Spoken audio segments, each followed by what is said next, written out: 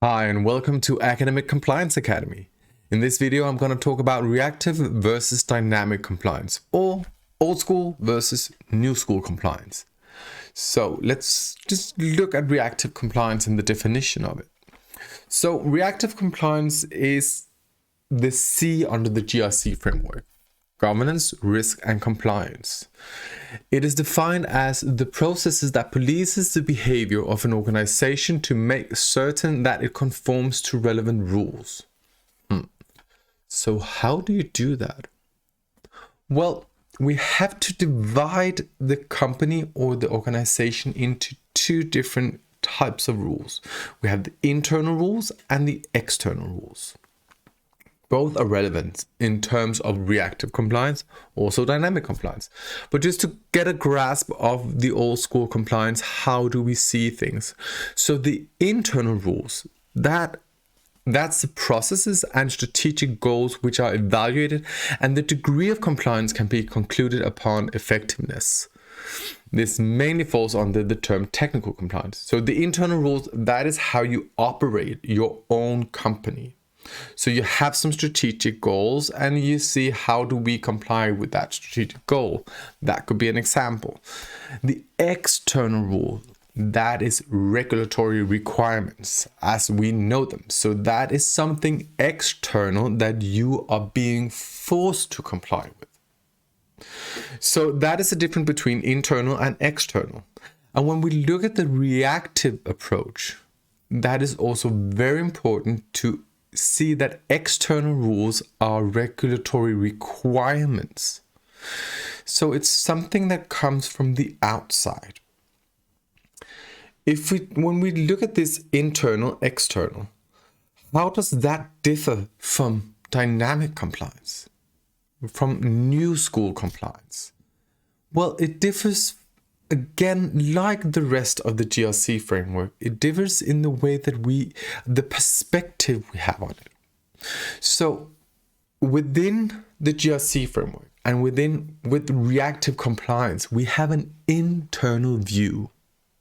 So what does that mean? It means that everything we do, the reason we want to talk about compliance, the reason we comply at all, it is for the purpose of the organization or the company that we are representing.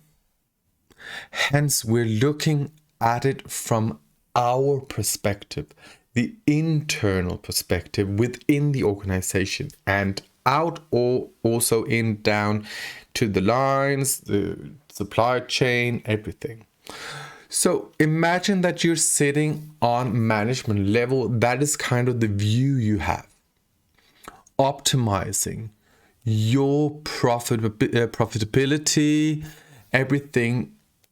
So you have to grasp compliance in the sense that you are still doing some kind of cost-benefit analysis. When we talk about dynamic compliance, that changes. So when we have dynamic compliance, we consider ourselves a part of the problem. We consider the aims of society and look much more at that point than just some regulation coming in from abroad. That is what I call the reactiveness of compliance. So the reactiveness of old school compliance is that I put a picture up here. And you can see it's kind of like a lot of regulation coming from outside the firm. We're just going to skip the internal rules. Just look at the perspective of having an internal view. There's a lot of regulation coming from the outside.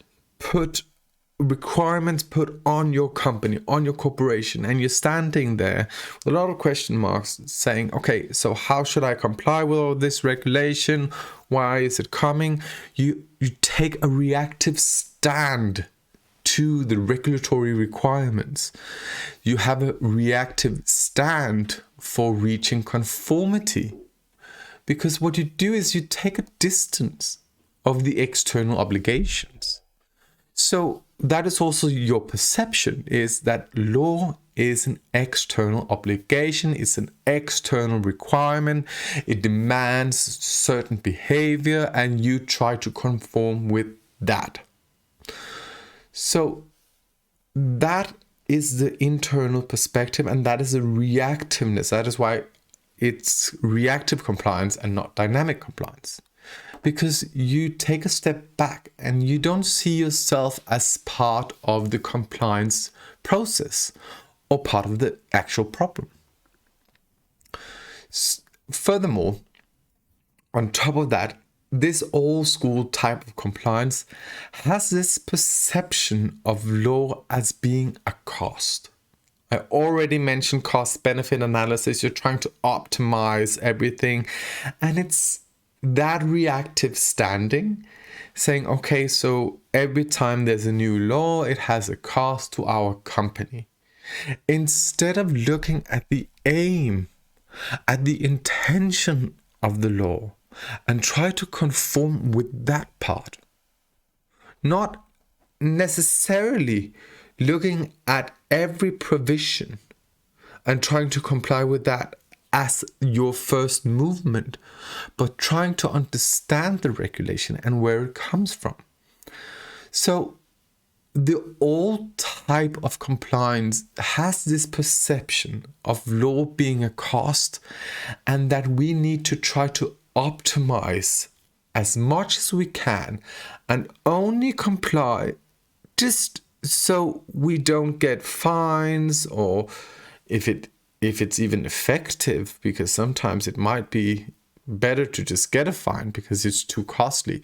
So that kind of reactive stand, where you look at the law as a constant and a constant cost to your operations.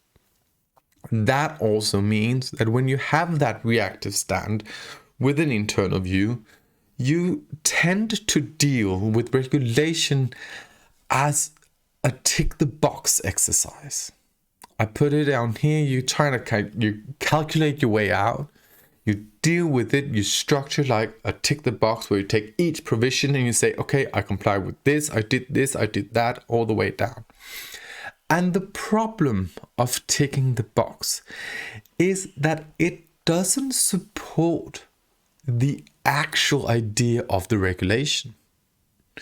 You don't take an active stand. You do not address, you don't even reflect on the intention and the aim of the regulation, because you're caught up looking at all the provisions, trying to do a cost-benefit analysis, trying to minimize your cost to gain more profits, to just overall not really caring about compliance, but caring about your profits, and thereby hence not looking at the intent of the aim of the regulation. So when you just do tick the box, you actually tend to overlook the essence of why we regulate. What is the core idea about new regulation? Why do we do it? So another problem on top of this is that tick the box has a very limited scope of it cannot really comprehend risk-based regulation. Because what is risk-based regulation? Risk-based regulation means that you need to do a risk assessment before you can even analyze the regulation and understand the regulation, and you have to look at the aim and see the provisions, but you have to understand the risk picture before. So if you have a tick the box exercise and you have that approach to regulation, you only look at the provision and you don't do the whole risk analysis. Why tick the box approach cannot be used within the risk-based regulatory framework. So it's simply not accessible. You cannot use tick the box when we're in the area of risk-based regulation in a risk-based society with a dynamic, fluent environment. That is why I put in here that when we're talking about risk-based regulation, we need to consider that it has a much more fluent character. So we cannot just tick the box all the way down. We conceive this fluent character when we talk about dynamic compliance, because there we take on the risk, we look at the aim of the regulation, we have an external and an internal, a dynamic view, and we try to grasp the whole system to fully comprehend what our compliance commitment should be. And so I'm just going to frame it here and say like, okay, so we have reactive compliance with the aim of reach a cost-effective conformity with external regulation. Then we have dynamic compliance, which is strategizing and managing and mitigating the alignment of core values to the behavioral action of an entity depending on the external and internal risks and expectations. So the range of compliance within dynamic compliance go much further than the reactive compliance. Because you have a reactive stand, tend to do tick the box, you see it as a cost benefit analysis that you need to make, and that is not what regulation is about. The view, the perception is internal under reactive compliance, it is dynamic under dynamic compliance. The approach under reactive compliance is securing compliance with external regulation in a reactive passive manner. Regulation equals cost. I already covered this.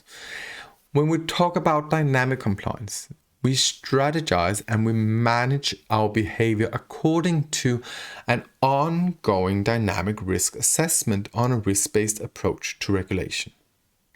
We enhance our scope and we embrace the aim and the content and the idea and the intentions of regulation. So when we do dynamic compliance, we as a country, we as an organization, we as a company, we consider ourselves a part of the regulatory regime. And we consider ourselves a part of the problem, but also a part of the way out. So it's not just something externally given.